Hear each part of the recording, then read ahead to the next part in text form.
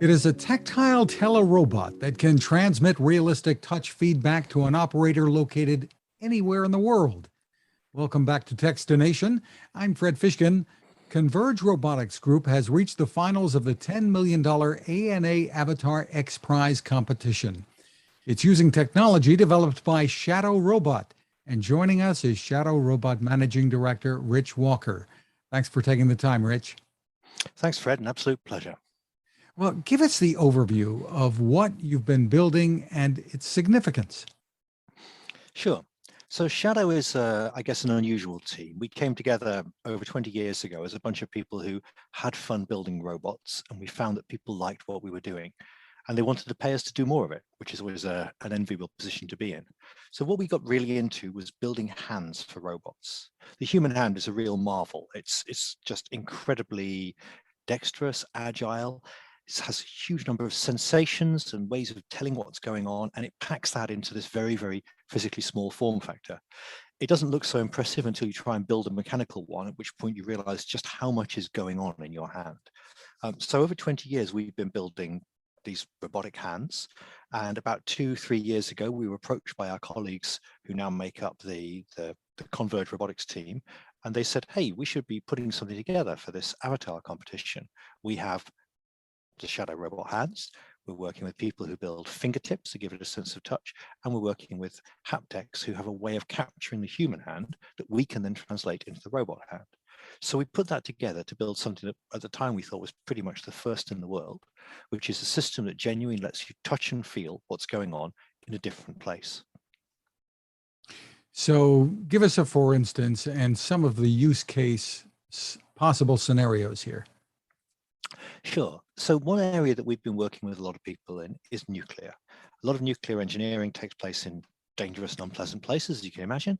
You can wear protective equipment sometimes, but you're still likely to get some level of exposure from doing that.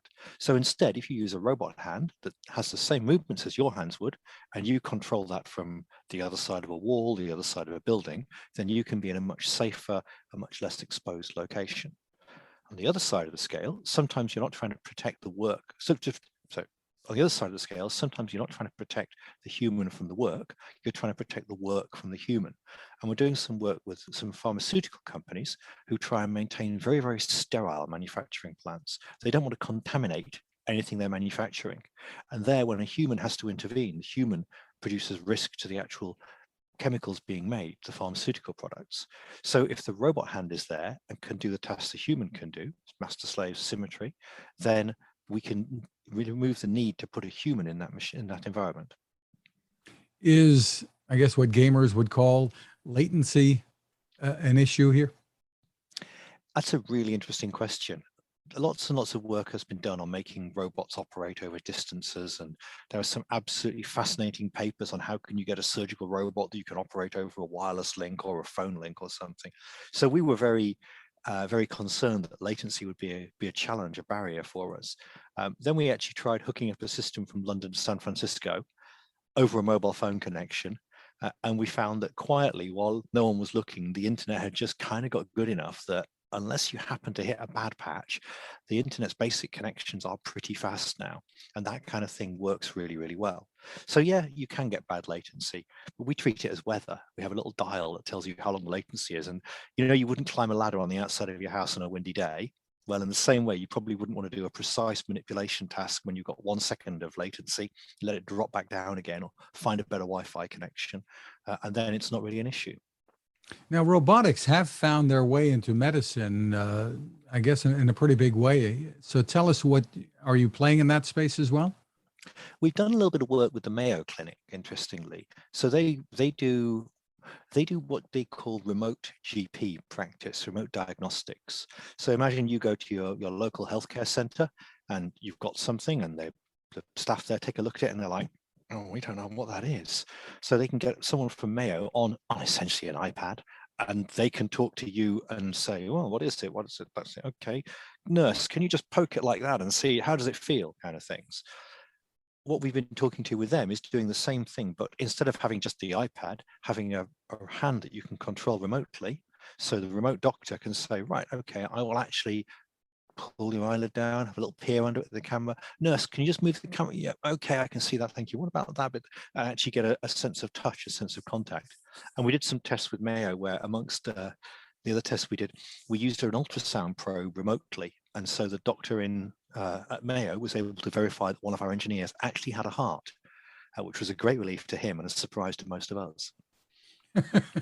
Well, tell me what led you into this.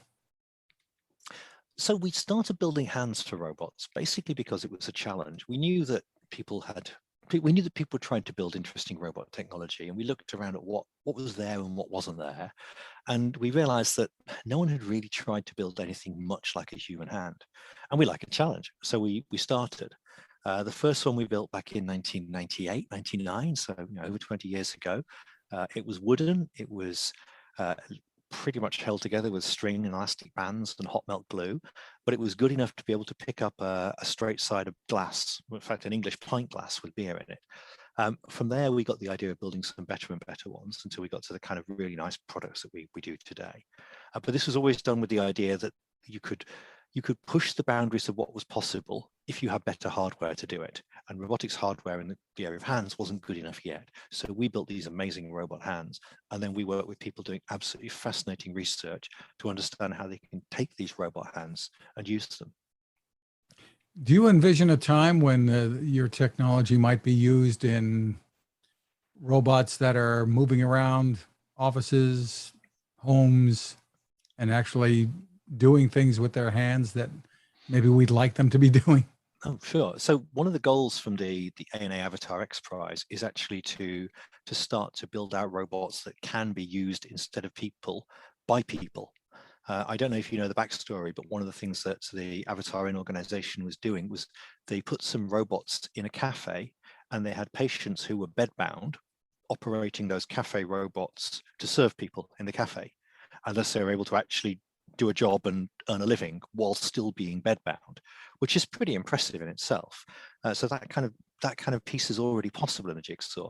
Getting a robot that's wandering around your home and doing household tasks, yeah, that will happen eventually. Obviously, the first, second, third generation of these things are going to be expensive, high-end items, but I think eventually the price will drop. And bear in mind that the first cars were not very cheap, but now a car is something every household has 1, 2, 3, 4 of. What are some of the biggest challenges that you feel you still have to overcome, whether it's in the area of engineering or otherwise? It's really hard to see things well. We've had 60, 70 years of computer vision working on the problem of how do we see the world reliably and well, and it turns out to just be stunningly difficult. We solved chess first. That will give you some idea of how hard computer vision is. And really seeing objects and understanding what they are and being able to see things just as well as a human sees things is incredibly difficult for robots. So cracking that will be a big step. Don't get me wrong, the technology is there and it gets better and better and better, but it's still not at the point where for a general robot doing anything, you can rely on it. If you want to recognize handwriting, characters, we can do that now with computer vision, but actually seeing and understanding objects in the world is still really tricky. And of course, the other challenge is batteries. Whilst we've seen generations and leaps and bounds of improvements of batteries over the last 20 years as mobile phones have come in and then electric vehicles have come in, we're still limited in the ability to put a robot together that can do a full day's work. It sounds like you're talking about the exact same challenges that face companies trying to build autonomous cars.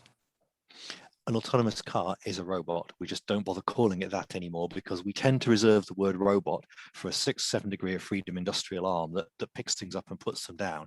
But they all come from the robotics technology area. And when you look at who autonomous car companies hire to do the engineering work, they're people with degrees in robotics.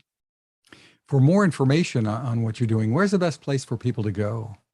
So if you go to the Shadow website, shadowrobot.com, we have a whole bunch of stuff there around the stuff we've been doing around building hands and some of the more interesting challenges we've tried with that. And you can see some demonstrations of the tele-robot system in action.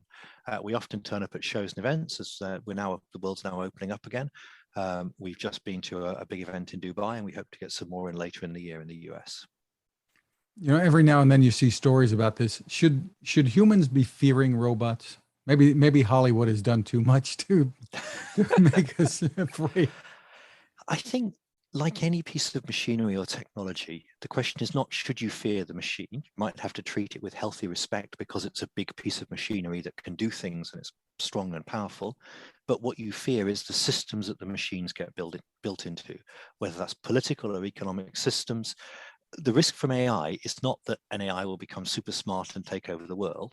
The risk from AI is that an AI will be deployed to change social discourse and drive our politics into a place where we don't want to get it. And that we're already seeing happening. It's not the robots that are the problem, it's the algorithms controlling our news feeds. It's the people behind it. Yeah. Who are writing the code. Again, it's shadowrobot.com is the website. Shadowrobot.com. Rich Walker, thank you so much for taking the time with us. Thank you, Fred. An absolute pleasure. Talk soon.